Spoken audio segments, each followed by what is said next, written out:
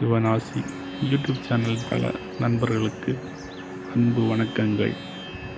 நாம் நமது தளத்தில் புதியதாக திருவிளையாடல் புராண கதைகளை பற்றி பார்க்க போகிறோம். இன்று அவற்றில் முதலாவதாக மூர்த்தி பெருமையும் தீர்த்த பெருமையும் எனும் தலைப்பை பற்றி தான் பார்க்க போகின்றோம். மலைகளில் மேலானது கைலாச மலை. என் திசைகளிலும் பூதக்கணங்கள் காவல் இருக்கின்றனர். கைலாச மலையின் நடுவில் மகாமேருவை சுற்றி கற்பக சோலைகள், சிந்தாமணி குன்றுகள், நடுவில் கண்ணாடி போல் ஜொலிக்கும் நகரம். பால், தயிர், நெய், தேன் தனித்தனியான ஆறுகளாக ஓடிக்கொண்டிருக்கின்றன. அங்குள்ள கிரகங்களின் மேற்கூரைகள் சூரிய ஒளி போல் கண்ணை கூசாமலும் கோடி சந்திர பிரகாசம் போல் மனதை பிரமிக்க செய்யும்படியும் பிரகாசிக்கின்றன.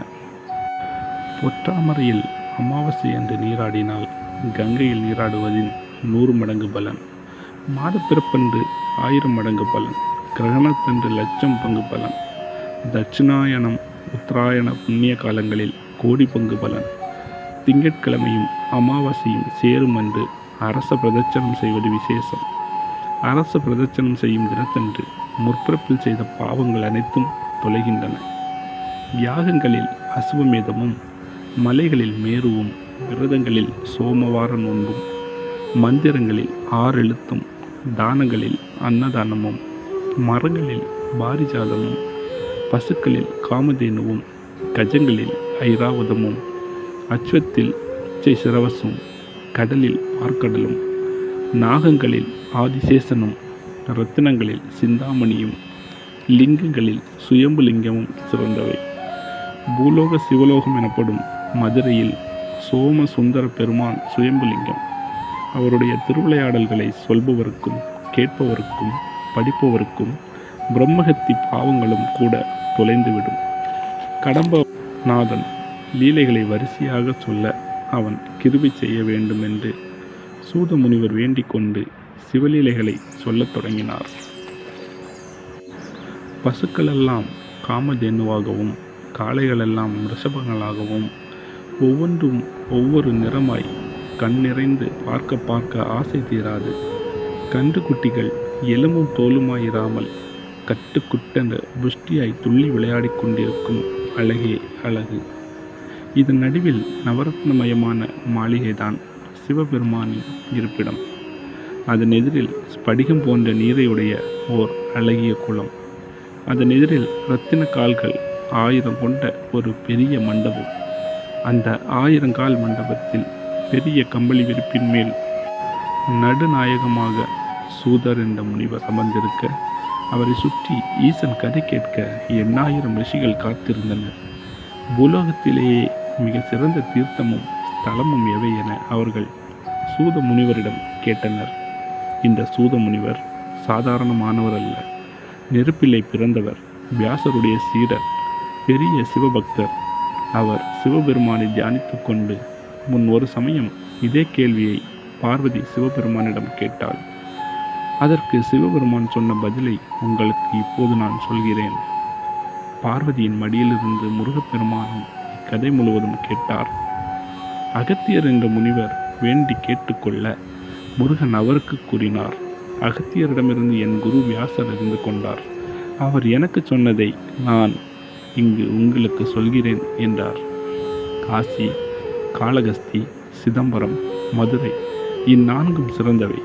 அதிலும் மதுரை மற்ற 3லும் மிக சிறப்பு வாய்ந்தது என்று கூறினார்.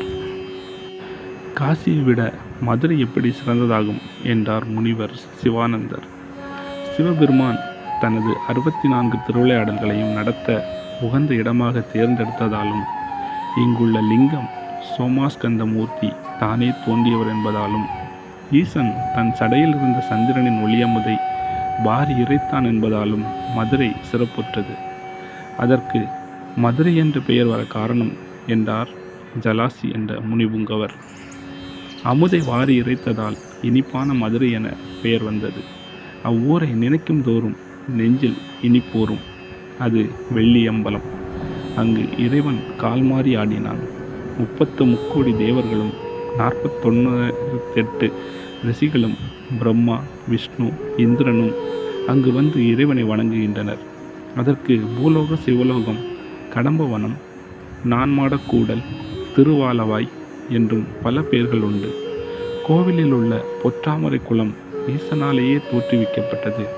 இதில் நீர் ராணிகளே கிடையாது. அப்படியா? அதை பற்றி சற்று விவரமாக கூறுங்கள் என்றனர் ரிஷிகள். நந்தி முதலிய கணங்களுடன் சிவபெருமான் பூலோக சஞ்சாரம் செய்கையில் சுயம்புலிங்கமான சுந்தரமூர்த்தியின் அபிஷேகத்திற்காக நந்தி தேவரின் வேண்டுகோளுக்கிணங்க லிங்கத்துக்கு தென்கிழக்கில் சூலத்தார் குத்தினார். உடன் அங்கிருந்து தூய தெளிர்ந்த நீர் கிளம்பி குளம் நிரம்பி வழிந்தோடத் தொடங்கியது. உள்ளடங்கியிருக்கும் வண்ணம் அதை தடுத்தவர் தன் சடையிலுள்ள கங்கை நீரை அதில் சேர்த்தார்.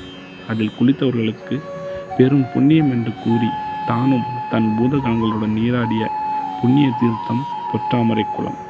இவ்வாறு சூதர் கூறியதும் முனிவர்கள், சிவபெருமான் 64 திருவிளையாடல்களையும் நிகழ்த்தினார் என கூறினீர்களே, அதை வரிசையாக எங்களுக்கு சொல்ல வேண்டும் என கேட்டுக்கொண்டனர். தொடர்ந்து நாம் சிவபெருமானின் 64 திருவிளையாடல்களை பற்றி பார்க்கலாம். அடுத்த பதிவில் மீண்டும் காத்திருக்கிறோம். அன்பு நண்பர்களே, நன்றி, வணக்கம்.